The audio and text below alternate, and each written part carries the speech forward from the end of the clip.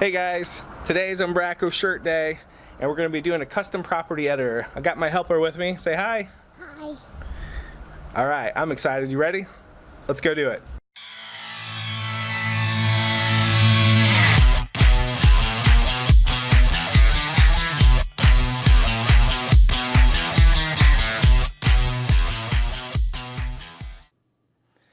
Hey everyone again. So today we find ourselves again in some code today. So our task today is to create a super awesome plugin to extend the Umbraco back office. So if we kind of set the stage here of what we got going here, we have the Umbraco back office, and you'll need one too. So as long as you got one of those, you should be able to try along at home. And I think we're using 7.6 in this example, but this example should work for just about anything. So on our journey, we need to kind of define what we want to do. So our super awesome plugin will tell us awesome things about ourselves. So it's a complimenting plugin. So kind of silly, but just kind of gives us a basis of something to do here. So the first thing you'll want to do is discover where your app plugins folder is. Your app plugins folder, if you expand it and you have some other things already installed, you'll find them here. And our journey with our own plugin is going to start here. So go ahead and create your own super awesome plugin folder, or call it whatever you want, and you need to create a file called package.manifest. If we look at package.manifest, it's going to take on basically a JSON object, and you can define the CSS, the JavaScript, and a few other things. But for right now, let's just go ahead and tell Umbraco about a CSS file and a JavaScript file. And the reason we do this is Umbraco is a single page application. So it may look like, we go to different pages and whatnot, but really what we're doing is we're just using a hashtag here for routing inside what's used, and that is Angular 1.1 in the Umbraco backoffice. So what we do here with this package manifest is essentially tell Umbraco, hey, I've got some code for you. So I've kind of cheated, and we've got some files here, and I'm just going to expose or include these into the project. Just two of them for right now, the app CSS and the app.js, and the paths there are what you would expect. And if we go here, we can do something very global, and we can say, hey, I want the color of the text to be red, and oh, by the way, I want to maybe do an alert. Hey, you look good today. And that'll be awesome. So no compiling is necessary. And one thing before we get going, you may, and I highly recommend you do this, is you go to your web config and look for the compilation tag here, and you want debug equals true. And this breaks some caches, and this avoids a lot of trouble. So make sure you set this up for development. In production, that should be set to false. And we're back. Okay, so as long as you have that there, we should be able to just come here, and as you can see here, it looks like browser link is helping me. Hey, you look good today. Why, thank you. And I hit OK. Of course, that's not a very good user experience. It's a modal box. But I also see I've got red here in some strange places here. Oh, got red everywhere. And that's because we simply added some global rules into our CSS here. So, of course, if we want to make that more defined and only affect certain things, we should do so. But just that simple, you've actually created an already super awesome plugin because it tells you how good you look today. Of course, that's not going to help you moving forward. So what we should do, or at least give a better user experience, let's kind of get rid of some of this stuff. And what I want to do is actually add a property editor to the mix here. And I've got some code here, and I'm just going to go ahead and paste it in here.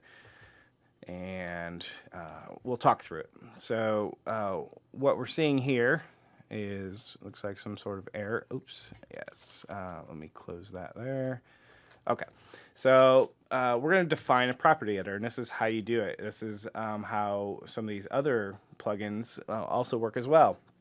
So we need a name, and we need an alias. That needs to be a strong alias. So possibly you want to prepend that with company name or something like that. I know some other people do like our.umbraco, whatever.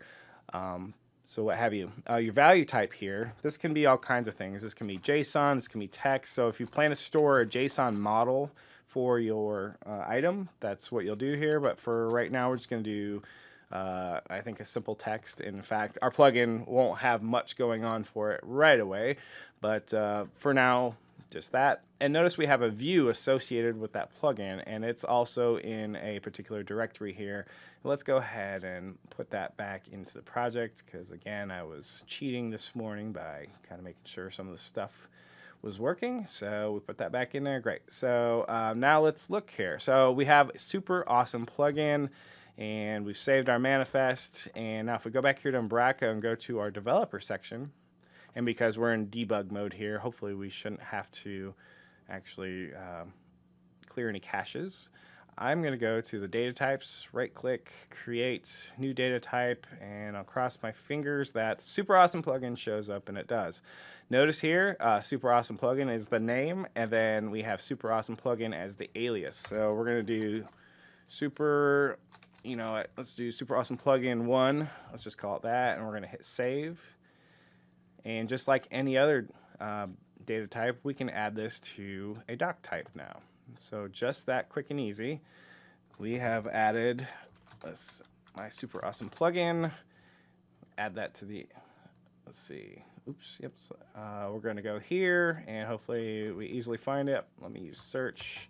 There it is, SAP1. Hit submit, hit save. Of course, you can customize this preview, I believe, and its icon.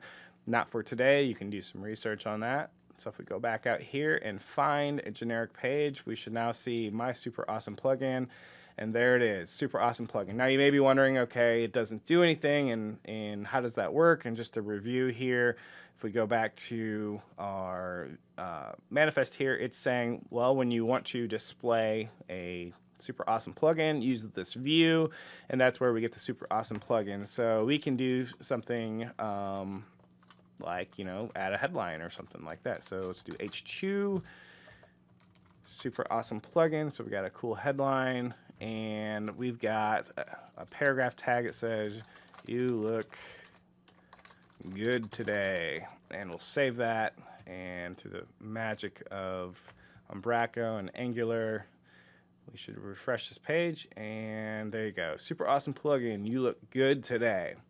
So, all right, so far we're doing good, but let's add a little functionality to it. Remember we had the pop-up earlier, and that wasn't very nice, so let's add some additional stuff. So what I want to do is I want to have a button maybe that gets me a random thing instead of just saying I look good today. Maybe we want to say something else. So first thing we should probably do is button, and let's get compliment. So if we go back here and refresh, and we're going to be doing this a lot. We're going to kind of be going back and forth, refreshing. We have a button here. Now it says get compliment. Of course, if we click that, it doesn't do anything. Ooh, actually it saves. That's strange. Okay, well, it looks like if you just put a button and you don't do anything, it's going to do the default action here. So let's stop that from doing it. So what we want to do is we want to tap into the world of Angular. And to do that, we need some JavaScript. And this is where that alert lived. And rather than put an alert here, we're going to put some what I would call boilerplate code. And this is some just regular Angular. This is non-Umbraco. However, you're going to want to use Umbraco as your module name. You're going to use an Angular controller, and you need to name it something strong. That way it doesn't compete with something else on the page. So what do we do with this? So we have to link this to the view. And to do that, we can come up here and just do ng-controller. Again, this is not Umbraco. This is just Angular 1.1. And now we've linked our JavaScript to our view. And how do we prove that, yes, indeed, Kevin, you're not lying? So I'll just put a console.log in there. And if this loads, we should be pretty confident that it is linked. And how can we test that it's not just randomly doing this? It's, well, we could come here and rename one of the, either this or in the view, and kind of unlink them. So we'll need our console open here. So if we come here and hit refresh, Hopefully we get our message, and it does. Cool. It says hi there, and yes, thank you, Chrome. All right, so but if we still push this button, nothing is actually happening of use to us. So let's go back to the code. What we need to do now is link the button to something inside that controller. And what I usually do is something like an ng click. And again, more just Angular. This has nothing to do with Umbraco at this point. So what we want to do is pass in a method name. So I'm going to do get complement. And of course, that doesn't exist yet. And let's copy this over here. Oops, we're done with you for now. Let's go back to our JS controller. We know we're saying hi there. And now we need to kind of look at one thing that we haven't. So we have this $scope. And what scope is it's very Angular stuff. For right now, you just need to know that if you want to interact with that particular item, it has to do with the scope. So if we do $scope dot method name equals function, we have now linked our view click event to this particular block of code here. How do we prove that? Let's just do a console log and say ouch, because you put that pointy clicker thingy on me. So let's refresh here real quick. And if we click this button here, we get hi there and ouch. And it still is actually doing something down here where it's making it do that. So one thing we might want to do is come back here and change this to just an anchor tag. One thing I will notice, though, is when I mouse over this, I don't have the particular pointer that I want. So this is where that CSS file comes into play. And I can say, put a rule here, but here's where you want to be specific. And so let's go ahead and put a class on here. And let's call this super awesome plugin. Of course, that's probably very poor in your example. But we'll just call it SAP for right now, and we'll come to here, and we'll say if you're a .sap href, I want the pointer, let's say cursor, I believe it is, equals pointer. Now if we refresh this here, all right, now we get the little hand here, but all it's doing is telling us, ouch. So instead of having you look good today, we want to have this possibly say something random. And rather than go random, we're just going to return something static right now. So if you want it to be random, put all the JavaScript you want in the controller, and I'll show you where in just a second. But what we want to put here is a variable name.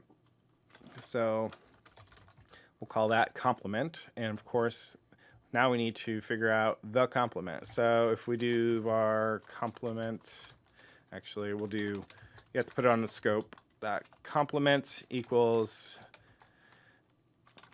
have a good day. Maybe we just tell ourselves, have a good day.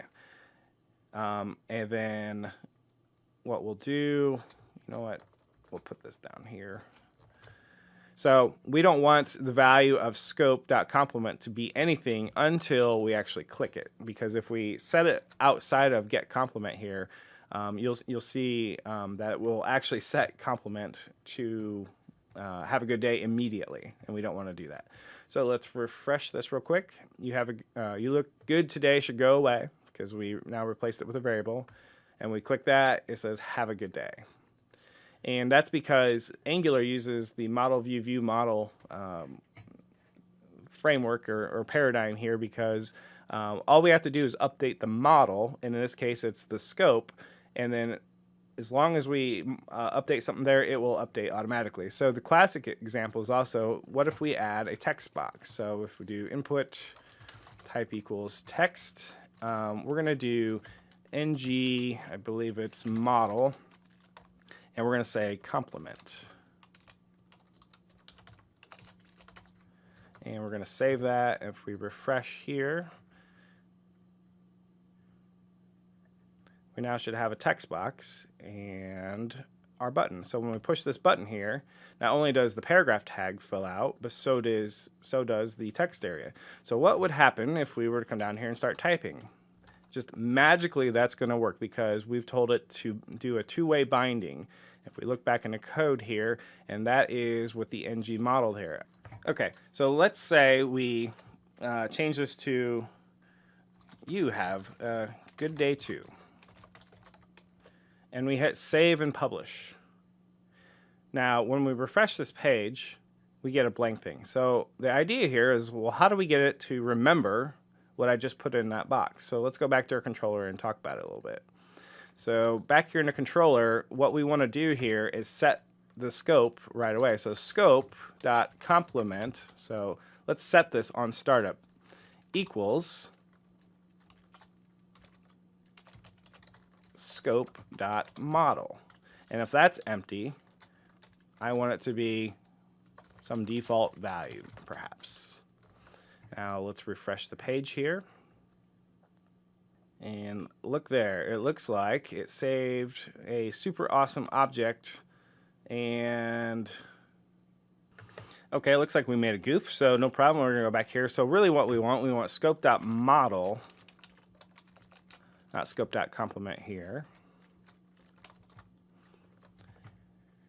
And for the complement, we want scope.model.complement.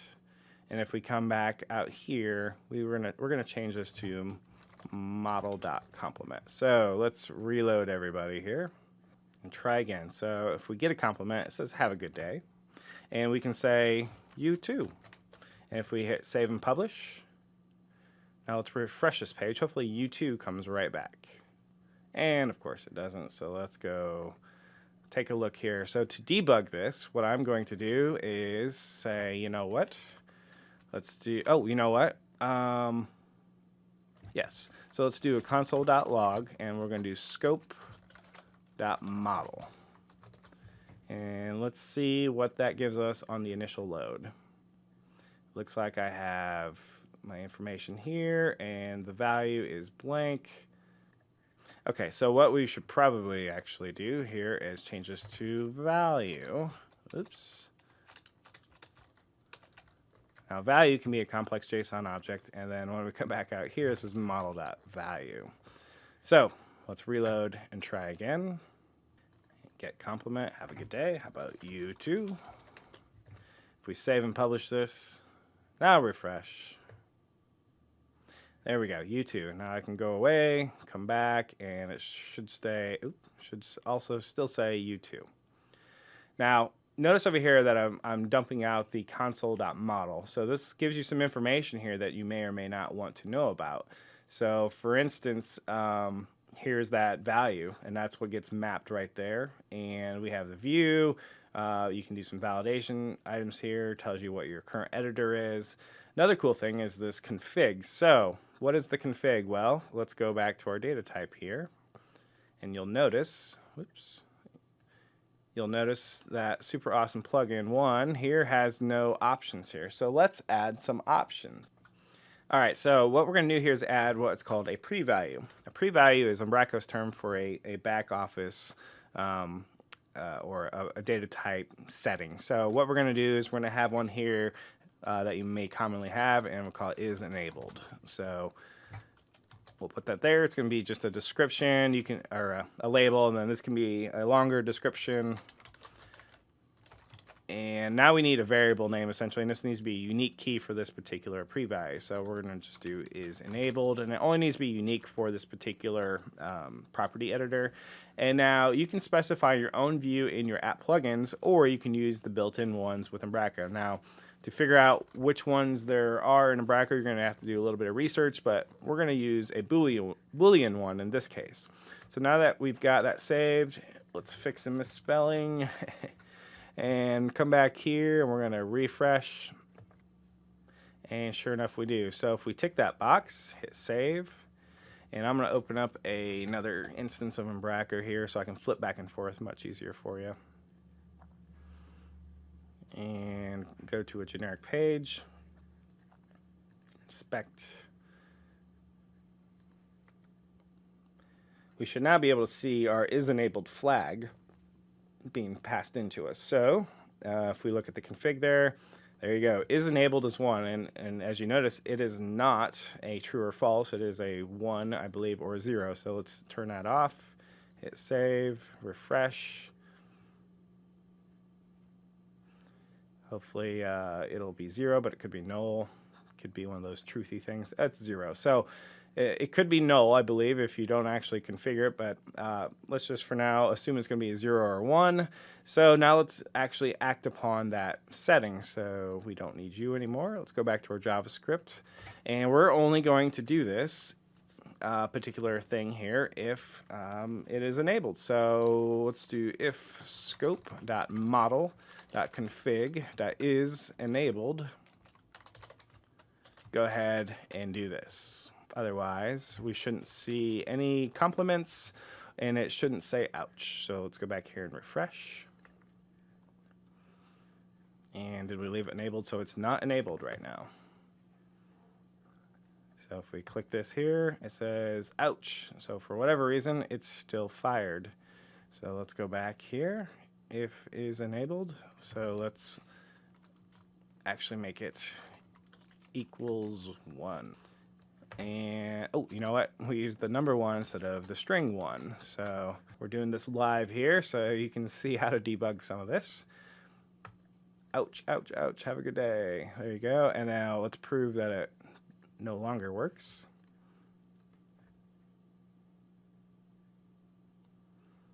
So don't be shy to dump stuff to the console here when you're debugging, of course. And now it doesn't work as expected. Okay. Let's quickly review what we did here. We added a super awesome plugin. It's controlled by this package manifest. And you add in a bunch of information here. There's plenty of documentation on our Umbraco if you can find it. And there's also, I think, some YouTube or Umbraco TV items related to this. We have a controller here, and this is all very Angular stuff here. We have a scope.model, and that's where you're going to find your actual value that gets persisted. We wired this controller to a view through the super awesome plugin controller string there and ng controller. And then we wired this get complement function up to our ng click here. And we also use the ng model so it binds itself to that text box as well. Now there's a bunch of rules with Angular that you need to be familiar with, and it's not really because of Umbraco, it's just because of the way Angular works, and you'll need to do probably some research on your own there.